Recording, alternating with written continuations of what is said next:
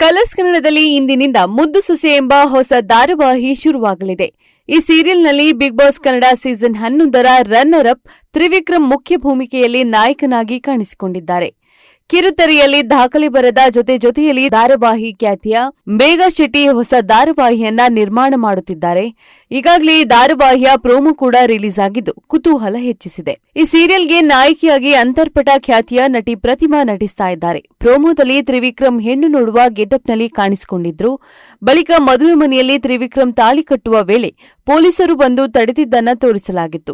ಮುದ್ದು ಸೊಸೆ ಧಾರಾವಾಹಿ ಬಾಲ್ಯ ವಿವಾಹದ ಕತೆ ಆಗಿದೆ. ಸಾಕಷ್ಟು ಕುತೂಹಲ ಕೆರಳಿಸಿರುವ ಈ ಧಾರಾವಾಹಿ ಸೋಮವಾರದಿಂದ ಶುಕ್ರವಾರದವರೆಗೆ ಸಂಜೆ 7:30ಕ್ಕೆ ಪ್ರಸಾರ ಕಾಣಲಿದೆ. ಈ ಸಮಯದಲ್ಲಿ ಪ್ರಸಾರವಾಗುತ್ತಿದ್ದ ಲಕ್ಷ್ಮೀ ಬಾರಮ್ಮ ಧಾರಾವಾಹಿ ಕಳೆದ ಶುಕ್ರವಾರ ಕೊನೆಗೊಂಡಿತ್ತು. ಡಾಕ್ಟರ್ ಆಗಬೇಕು ಎಂಬ ಕನಸನ್ನ ಕಾಣುತ್ತಿರುವ ಪ್ರತಿಭಾವಂತೆ ವಿದ್ಯಾರ್ಥಿನಿ ವಿದ್ಯಾ ಸ್ಕೂಲ್ ಬೆಂಚ್ನಿಂದ ಹಸಿಮಣೆ ಏರುವ ವಿದ್ಯಾಳ ಬದುಕಿನ ಕಥೆಯನ್ನ ಹೇಳುತ್ತದೆ ಮುದ್ದು ಸೊಸೆ ಸೀರಿಯಲ್. ಮನಸ್ತುಂಬ ಓದು ತುಂಬಿರುವ ಮನಸೊಪ್ಪದ ಮದುವೆಯಾಗಿರುವ ಮುದ್ದು ಸೊಸೆ ಮನೆ ಮಂದಿಯೆಲ್ಲ ಸೇರಿ ನೋಡಲೇಬೇಕಾದ ಧಾರಾವಾಹಿ. ಪ್ರೀತಿ ಸಂಬಂಧಗಳ ಆತ್ಮವಿಶ್ವಾಸ ಪ್ರಬಲ ಸಂಕಲ್ಪ ಹೊಂದಿರುವ ನಾಯಕಿಯ ಸುತ್ತ ಹೆಣೆದಿರುವ ಕಥಾ ಅಂತರದಿಂದ ಈ ಧಾರಾವಾಹಿ ಕೂಡಿದೆ.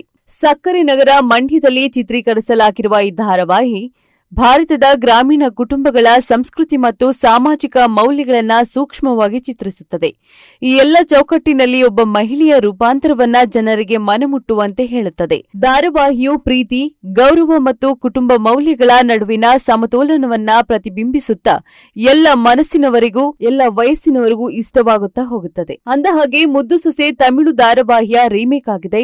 ತ್ರಿವಿಕ್ರಮ್ ನಾಯಕರಾಗಿ ಪ್ರತಿಮಾ ಠಾಕೂರ್ ನಾಯಕಿಯಾಗಿರುವ ಮುನಿ ಮತ್ತು ಹರಿಣಿ ಶ್ರೀಕಾಂತ್ ತಾರಾಗಣದ ಈ ಬಹು ನಿರೀಕ್ಷಿತ ಧಾರಾವಾಹಿ ಏಪ್ರಿಲ್ 14ರಿಂದ ಸೋಮವಾರದಿಂದ ಶುಕ್ರವಾರ ರಾತ್ರಿ 7:30ಕ್ಕೆ ಪ್ರಸಾರವಾಗಲಿದೆ.